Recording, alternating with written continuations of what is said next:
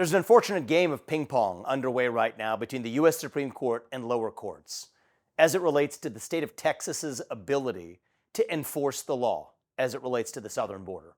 What Texas has said is that Texas has a right and a responsibility to defend itself and the citizens of its own states by saying that if you are an illegal in this country, you'll be returned to Mexico if you cross that border illegally, especially if you're also breaking the law while you're here. That's simple. It's consistent with federal law, and it's consistent with Texas's own law and obligations to its own citizens.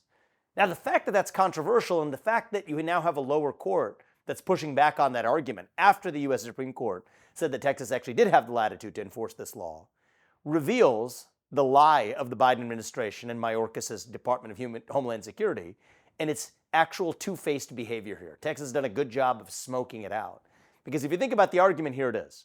On one hand, the federal government is saying that Texas can't enforce the law because it's enforcing a different law that's inconsistent with federal law. Yet on the other hand, they're saying that the federal law is indeed to secure the border and to actually prevent illegal migration to this country. You can't have it both ways.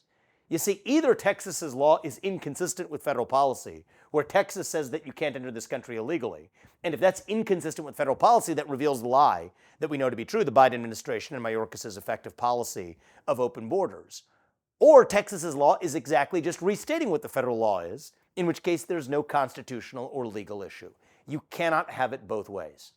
And the fact that they're trying to talk out of both sides of their mouth, on one hand saying that the federal government has a secured border policy, that you can't enter this country illegally, but on the other hand will say that Texas is being inconsistent with the federal law because Texas is literally enforcing the law accordingly, reveals the hypocrisy and lies of not just this administration, but more broadly, Democrat policy that has favored illegal mass migration into this country. What's behind it? Incentives. Incentives all the way down. Let's be really clear. What are they doing? They're importing what they view as long-run voters and preventing the export of those same voters in the form of deportations. That's what this is really about. Go back 10 years, you hear the Democratic Party saying the same thing. This is about securing lasting electoral majorities for the Democratic Party. And it's no accident that the very people who favor those porous southern border policies are also the ones who favor lax standards for voting in our elections. That's what this game is really about. Once you see that, the rest of it makes sense.